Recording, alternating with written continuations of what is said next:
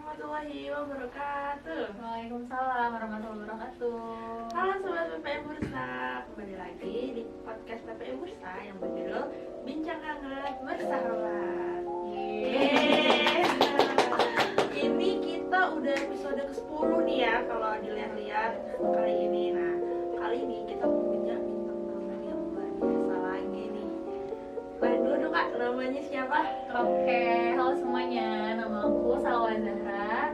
Aku di sini mahasiswa S2 Ilmu Hubungan Internasional di Bursa Garuda Universitasi. Sekarang lagi semester 3. Oke. Asalnya KI ya berarti ya? KI. Keren banget ya. Nah, berhubung kita lagi ketemu nih sama Kak Salma yang anak HI, kita juga mau bahas yang berhubungan sama HI kan? Boleh. Nah, jadi di Instagram atau di sosmed lain itu lagi happening banget nih Kak, yang namanya jatuhnya Razif Al-Assad. Oh iya. Mungkin pasti Kakak tahu dong. Iya. Kali ini kita mau bahas itu tuh Kak. Boleh. Iya. Nah, boleh nggak nih Kak, bisa dari awal Kakak cerita dulu nih. Razif Al-Assad itu apa sih sebenarnya? Rotinya Razif Al-Assad itu apa sih? Oke. Coba Kakak boleh ceritain. Oke, mungkin ini teman-teman lagi lihat ya di sosial media banyak banget kan konten-konten gitu dari berita-berita di Turki atau Iya. mungkin berita di Indo juga gitu kan yang berhubungan dengan runtuhnya rezim Al-Assad kayak gitu. Jadi pada 8 Desember kemarin, hari Minggu ya kalau nggak salah, pagi-pagi banget itu para pemberontak dari rezim dari Suriah, negara Suriah itu melancarkan pemberontakannya gitu untuk melawan dan meruntuhkan rezim Al-Assad. Jadi salah satu rezim yang terkuat lah ya di Suriah, yaitu dipimpin oleh Bashar al-Assad, itu runtuh. Jadi sekarang tuh pemerintahan ini yang ada di Suriah mengalami kekosongan dalam pemerintahan atau adanya status quo gitu. Nah di sana pemberontak ini menggulingkan rezim yang udah selama 2 dekade penuh nih, 20 tahun bercengkram ya di daerah Suriah itu sendiri, kemudian akhirnya runtuh gitu, dikalahkan oleh para pemberontak itu sendiri. Nah sebenarnya untuk rezim Al-Assad ini kenapa dia penting untuk dibahas, karena ini berkaitan dengan stabilitas di kawasan Timur Tengah dulu. Oh, Turki ya? Turki juga termasuk. Jadi ada yang namanya kawasan Lewan ya, kawasan Lewan. Kawasan Lewan ini merupakan kawasan yang ada di sekitar Mediterania timur utara ya, timur lautnya itu. Jadi ada beberapa negara seperti Jordania, terus ada apa lagi? Turki termasuk ya kan, ada Libanon, di situ juga ada Suriah ya kan, ada Israel dan Palestina, yang mana di sini tuh akibat dari runtuhnya rezim ini itu akan berakibat terhadap terganggunya nih stabilitas di kawasan ini. Oh, gitu. Kenapa? Karena salah satu wilayah yang menjadi pemasok logistik dari kelompok militan Hizbullah yang ada di Lebanon itu adalah Suriah. Dan ketika Suriah ini runtuh, itu pasokan logistik yang untuk menyokong Hizbullah ini akan terganggu gitu. Akibatnya apa? Akibatnya Israel menjadi fokus kepada serangan yang ada di Palestina gitu. Yang harusnya kalau misalkan sebelumnya kan Suriah itu menjadi pendukung ya, pendukung logistik di Lebanon, di Hizbullah, tapi karena digulingkan kekuasaannya ini akan terganggu nih nanti logistiknya, yang mengakibatkan nanti Israel malah makin menyerang di Gaza itu sendiri gitu, yang namanya terganggunya balance of power kalau misalkan dalam ilmu HI. Oh, balance of power. Wah, ini kayaknya Udah pernah dengar sebutan asing mungkin ya buat teman-teman ya. Benar. Mungkin boleh Kakak jelasin balance of power itu apa sih kalau di dunia HI, mungkin anak-anak yang belum tahu. Oke. Jadi balance of power ini kan kalau diartiin keseimbangan kekuasaan ya, keseimbangan kekuasaan. Jadi di mana sebenarnya ini kan teori dalam HI yang dipopulerkan sama ada tokoh HI ya, seperti misalkan Thomas Hobbes, Machiavelli gitu. Pernah dengar Ya gitu. Nah, beliau-beliau ini tuh menyatakan bahwa terjadinya keseimbangan kekuasaan supaya negara-negara yang ada di seluruh dunia ini itu nggak ada yang saling nggak boleh ada satu yang kuat gitu. Jadi harus ada seimbang nih. Seimbang. Biar kenapa kalau misalkan ada yang kuat nih, satu yang kuat itu bakalan mendominasi gitu kan dari negara-negara yang lemah kayak gitu. Makanya penjajahan gitu penjajah gitu, makanya semua itu harus seimbang gitu, harus balance gitu. Kalau misalkan ada yang kuat nih harus dibalancein lagi gitu. Nah kalau misalkan yang tadi nih terjadinya keruntuhan rezim saat ini akan mengakibatkan si Israel ini malah makin kuat gitu dominasinya di kawasan yang tadi lebarnya itu kayak gitu, yang nanti akan mempengaruhi keseimbangan kekuasaan di wilayah itu sendiri. Terus ini nih Kak, kita kan sebagai pelajar di Turki nih Kak, kita juga pengen tahu sih Kak dalam kondisi ini gitu kan, peran Turki itu di Suriah itu gimana sih Kak? Iya. Sebenarnya kalau misalkan Turki ini menarik ya, kalau misalkan kita lihat gitu kan dari zaman sebelumnya dari Ottoman itu sendiri, Turki itu emang udah begini banget gitu kan sama Suriah gitu kan, kayak bahkan negeri Suriah kalau dulu kan namanya Syam ya, itu menjadi pusat negaranya Turki lah, salah satu yang hubungannya antara Syam sama Turki itu erat banget gitu, sampai dengan sekarang juga gitu, karena kan sekarang pengungsi Suriah juga banyak kan yang di Turki gitu. Banyak.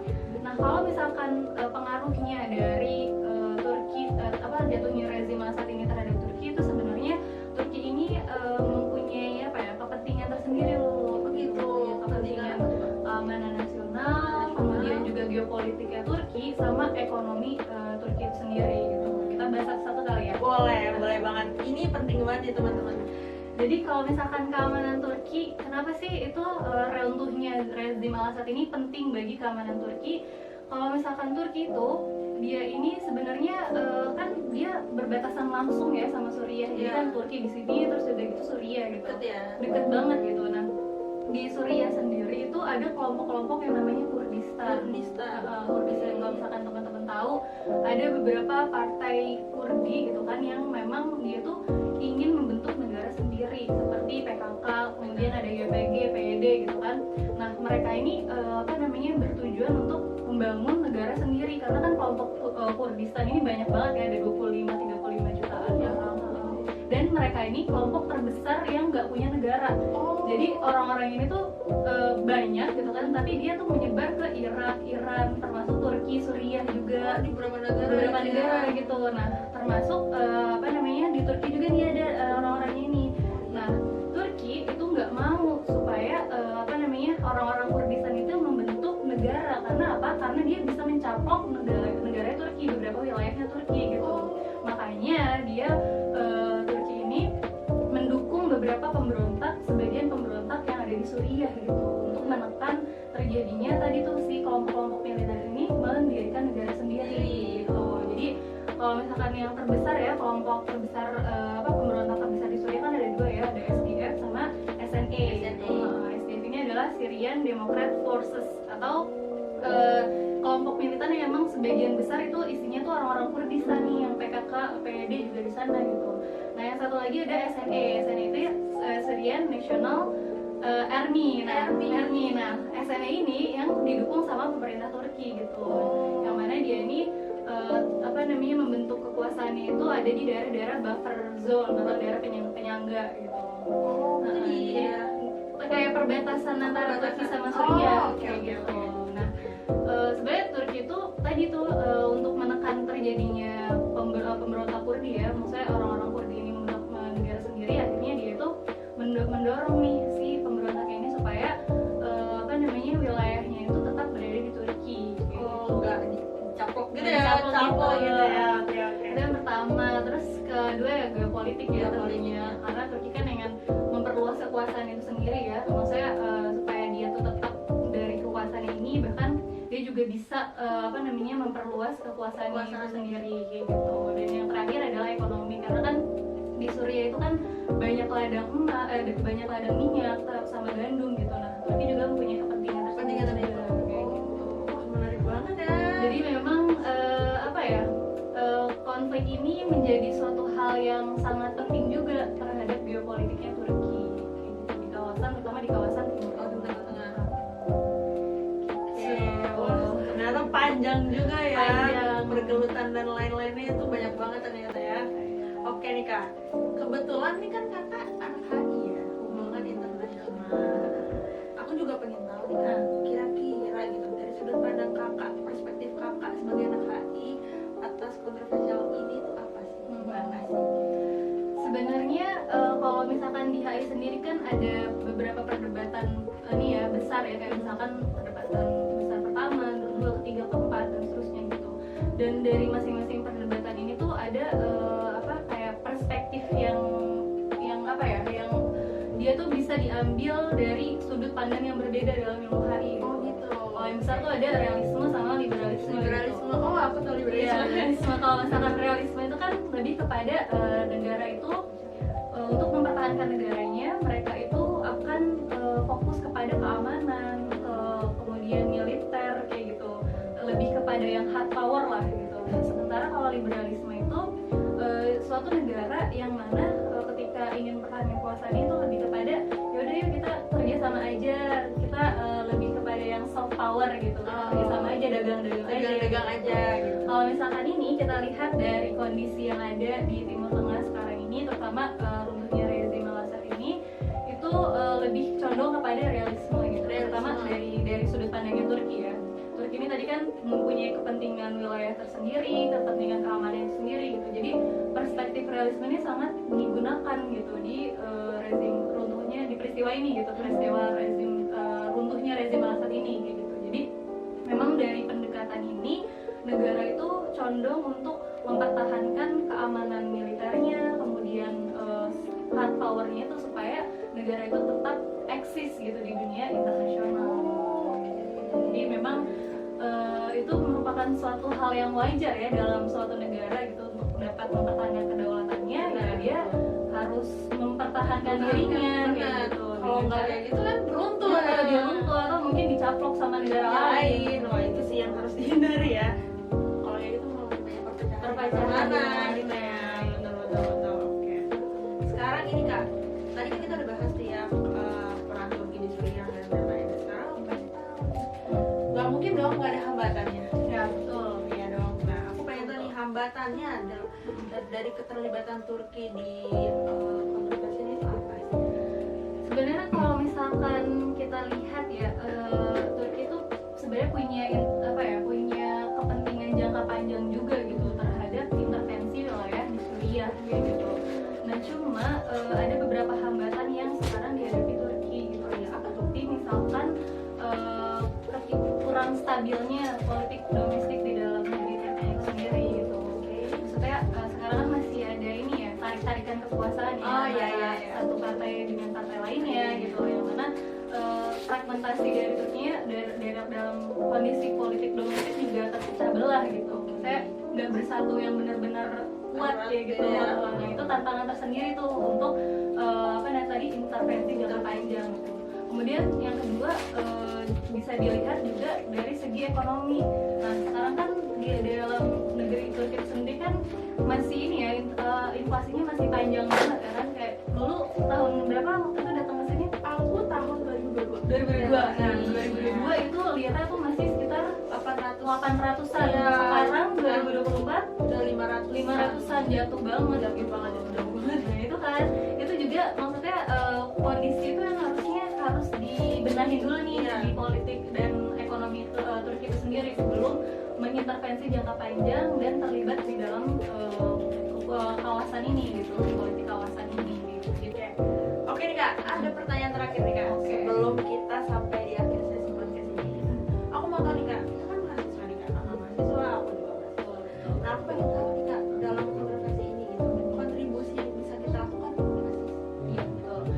Jadi sebenarnya kita sebagai mahasiswa Indonesia yang tinggal di Turki gitu kan, kita sebenarnya berperan penting untuk dapat menyebarkan tadi berita-berita yang bagus ya, yang emang harusnya difilter gitu kan, dan juga kita harus bisa menyebarkan awareness kepada masyarakat luas supaya bisa orang-orang di sekitar kita tuh terliterate gitu, terliterasi dengan baik gitu. Terutama kan kita kan mahasiswa ya.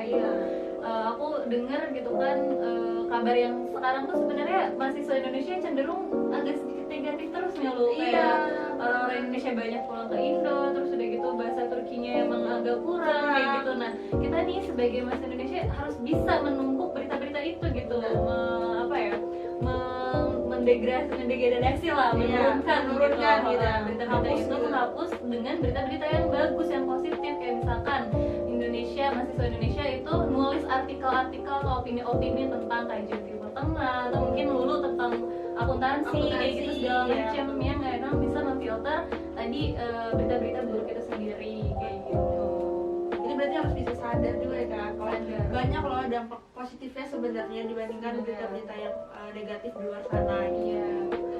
Oke, nah tadi kan kita udah banyak bahas nih soal kontroversi keruntuhan rezim Malaysia ini, dengan dari hambatannya tadi kakak udah bilang, terus pengaruhnya ke sumber daya ekonomi, pertahanan, terus juga peran Turki yang lebih tepatnya di kontroversi ini. Nah aku sekarang mau kesimpulan nih Kak dari kakak, dari semuanya nih ya, menurut kakak kesimpulannya bagaimana? Iya.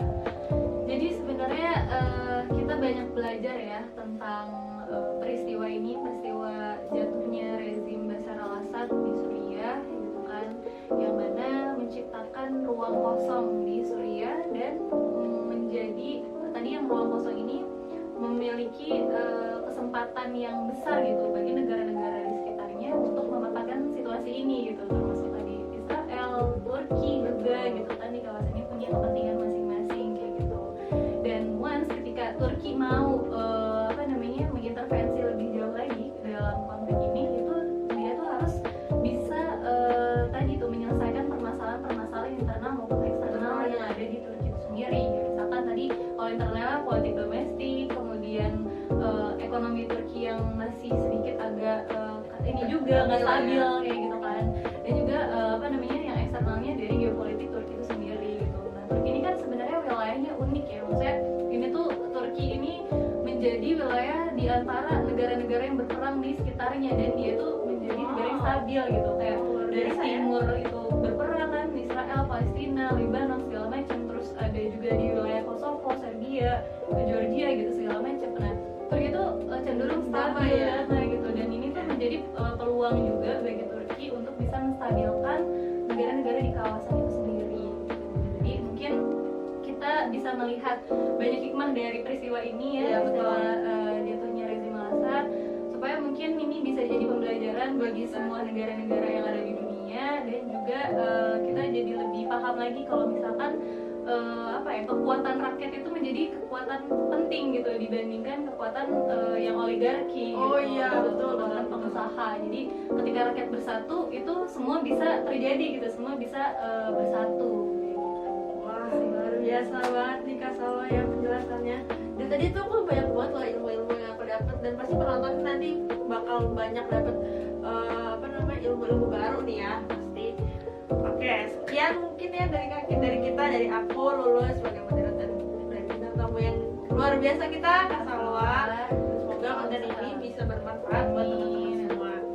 Kalau misalkan teman-teman mau nanya, Benar, teman-teman mau nanya atau mau tahu nih, Iya. bisa follow IG-nya Kak Salwa di bawah ini. Dan jangan lupa juga subscribe YouTube-nya PP Bursa dan juga Instagram PP Bursa yang lainnya.